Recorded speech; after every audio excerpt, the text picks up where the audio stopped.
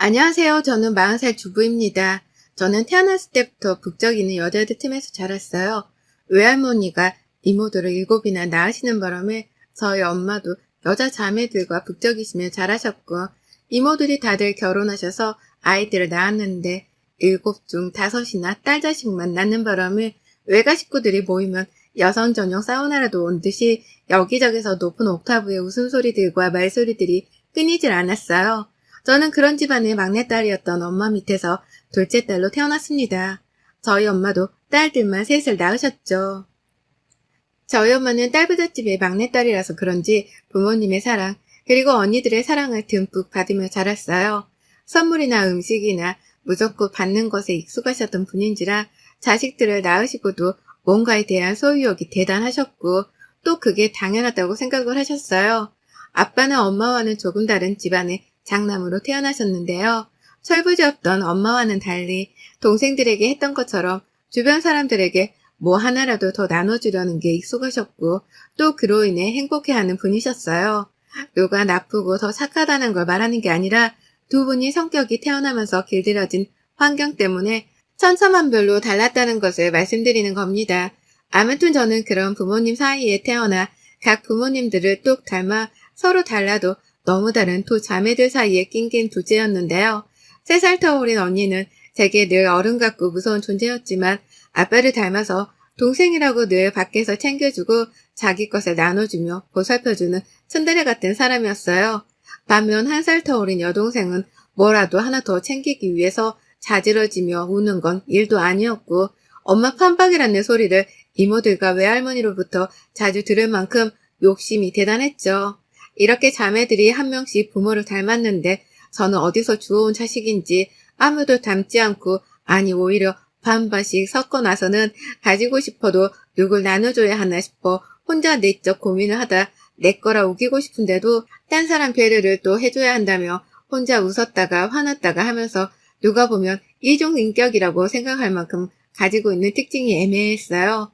천만 다행인 것은 그대로 사회생활을 시작했다면 꼼짝없이 어디서 사람들의 미움을 받았을 텐데 다행히도 자매들 덕분에 집안에서 사회생활을 좀 일찍 배우게 되었죠. 막내가 교복 입고 머리가 크며 언니한테 대들어대는 바람에 정말 한동안 자매들 사이에서 싸우지 않는 날이 없었습니다. 매일같이 싸우대는 언니와 막내를 말리느라 중간에서 등골이 터지는 기분이었어요. 지금이야 다들 결혼하고 아이 낳으며 철이 들어 친하게 지내고 있지만 어릴 적만 해도 저는 자매들 싸우는 꼴이 보기 싫어서 집에 들어가기가 너무 싫을 정도였어요.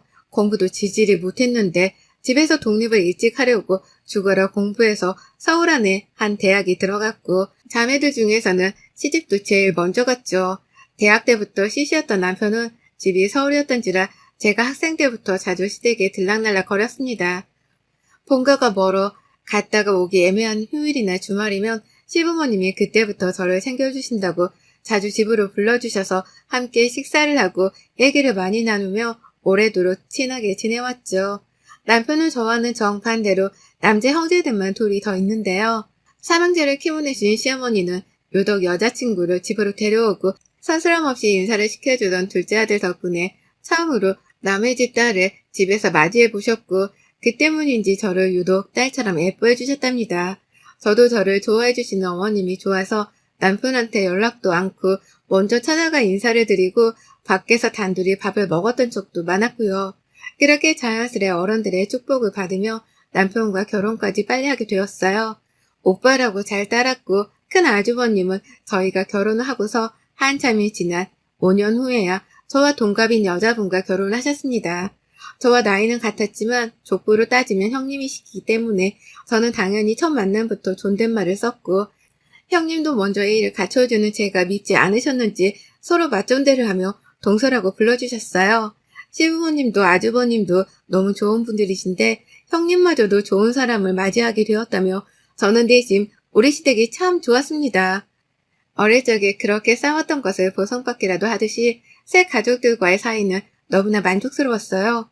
하지만 그렇게 평화롭기만 해 보이던 저희 시댁에 돌덩이 하나가 생기고 말았습니다.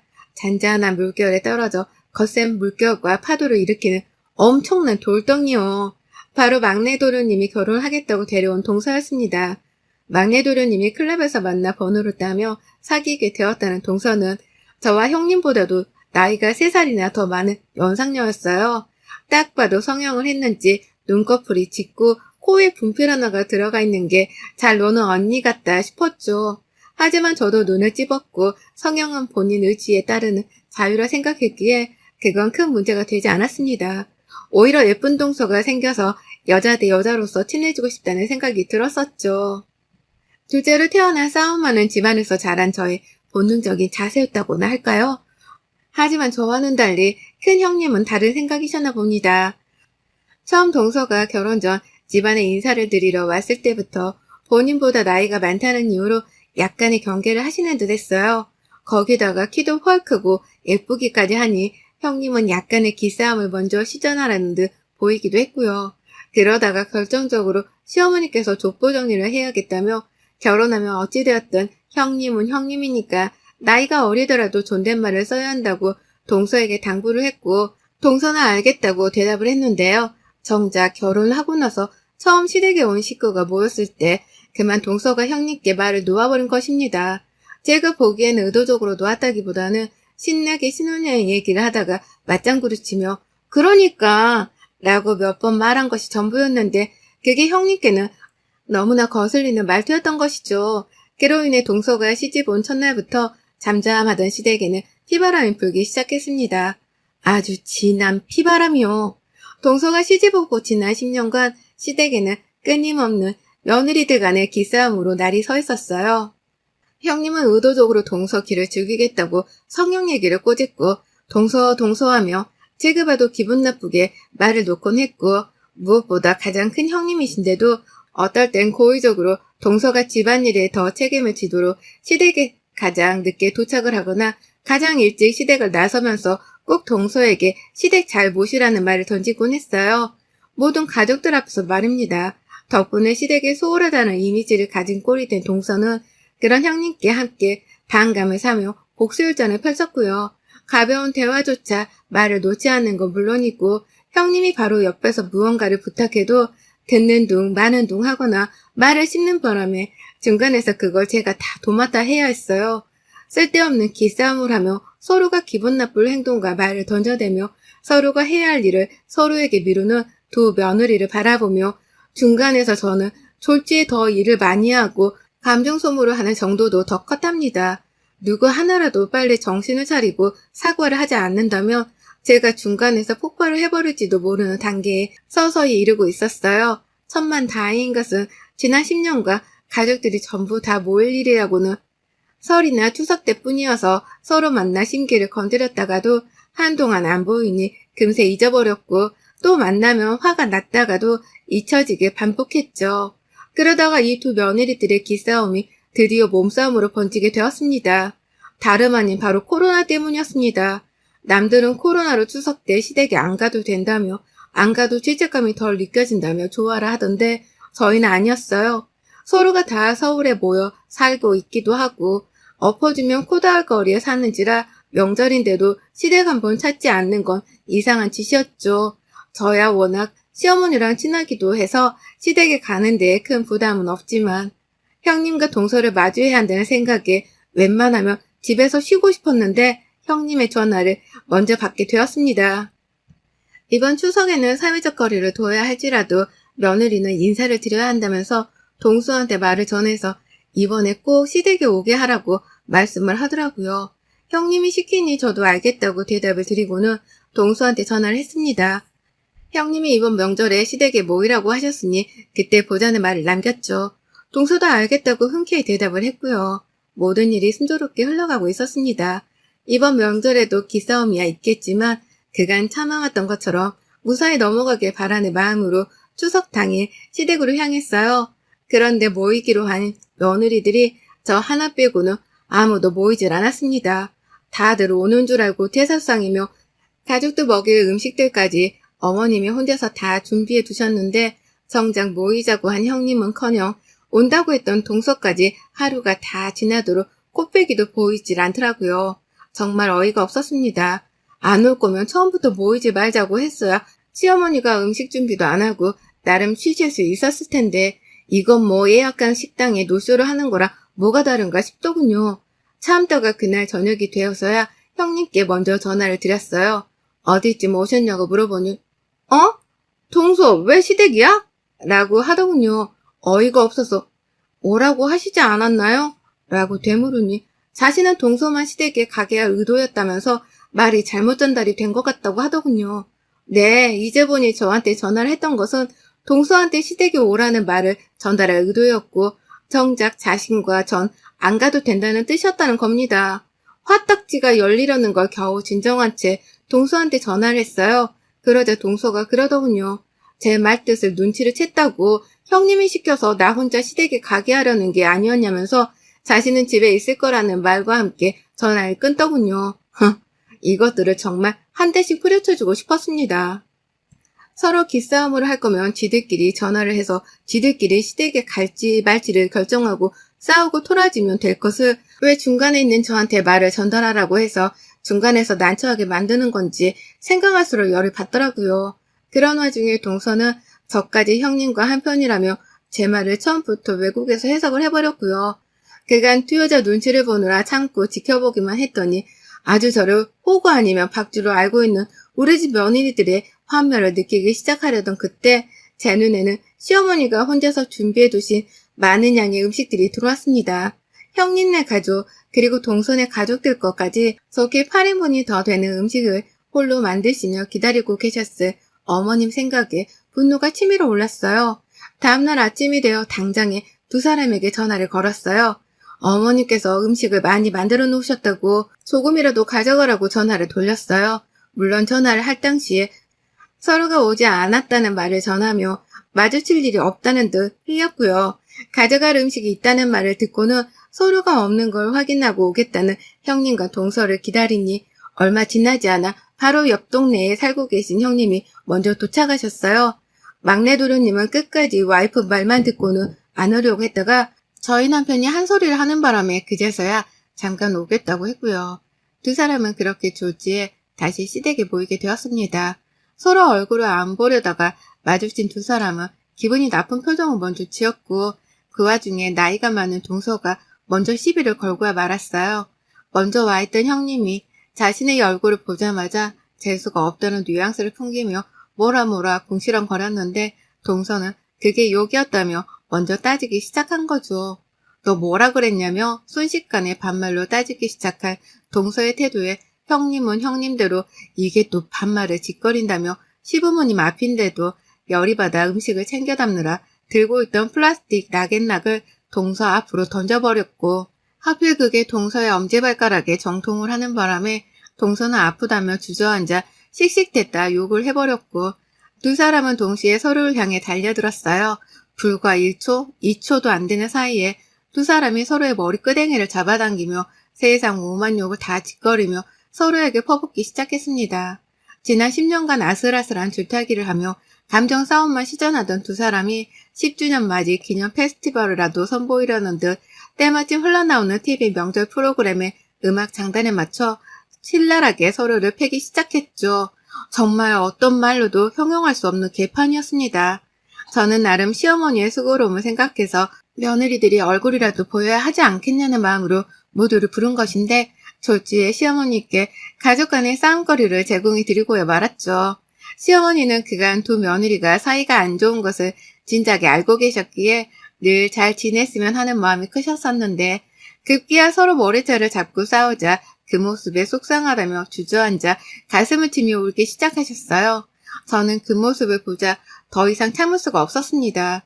저 결혼 전부터 늘 딸같은 며느리를 얻고 싶다며 다 같이 쇼핑도 하고 밥도 먹고 재밌게 놀며 살았으면 좋겠다는 소박한 꿈을 가지셨던 분이신데 며느리들이 서로 쥐잡듯이 싸우는 거를 보며 얼마나 속이 뭉그러지셨을까 싶더라고요. 여전히 서로의 머리끄댕이를 잡아당기며 개년이며 쌍쌍반년이며 온갖 단어에 연을 갖다 붙이던 두 사람은 끝내 키가 큰 동서가 먼저 형님의 뺨을 때리는 바람에 더 큰 폭행으로 번졌어요. 뺨을 맞은 형님은 키가 작아 자신이 이길 자신이 없다며 발길질을 막무가내로 해댔고 그 바람에 동서는 배 가운데를 제대로 맞아 복통을 호소했어요. 졸지에 옆에서 지켜보고 있던 도련님과 아주버님까지 자기 와이프 지키겠다고 나섰다가 싸움을 말리기는커녕 서로의 배우자를 향해 뭐 이런 X가 다 있냐며 손찌검을 하려 했고, 그 바람에 저와 남편은 또다시 싸우는 두 사람 사이에서 말리는 중재자가 되어야 했습니다. 하지만 이번만큼은 말리는 척만 할 뿐 진짜로 말리지 않았어요. 오히려 모두가 힘이 딸려 폭행이며 폭언이며 그만둘 때까지 지켜만 봤습니다. 어디 누가 이기냐고 정말로 팔짱을 낀 채 지켜봤어요. 그러자 체격이 딸려 당하고 있던 형님이 싸우다 말고 지켜보는 저를 발견하시곤 너 안 말리고 뭐하냐며 뜬금없는 저한테 화를 내더라고요. 뭐 저런 게 다 있냐며 너가 불러서 이 지경이 된 거 아니냐며 하다하다 이젠 가만히 있던 저를 향해 시비를 걸기 시작하셨어요. 형님이 한번 제 탓을 하자 동서까지도 싸움을 그만하고 싶은지 저를 향해 큰 소리를 치며 분명 형님은 안 온다고 하질 않았냐며 왜 우릴 불러서 이 사단을 만들었냐며 호통을 치더라고요. 졸지에 모두를 불러내 원인 제공을 한 당사자가 되어버린 저, 순간 인연들을 조져야겠더라고요. 수십 년의 언니와 여동생 틈에서 싸움을 말리며 커온 저입니다. 별 가짠치도 않은 일들 때문에 서로 쥐잡듯이 싸우고 개패는 자매들을 보며 하루도 쉬지 않고 두 사람은 화해하려고 잘 지내게 하려고 노력을 해왔던 저입니다. 그러고 사는 게 지겹다며 공부도 하고 독립도 하고 결혼도 일찍 해서 시집왔건만 형님과 동서 때문에 이건 뭐 자매들 싸움 지켜볼 때보다 더 피말리고 스트레스를 받으며 살았네요.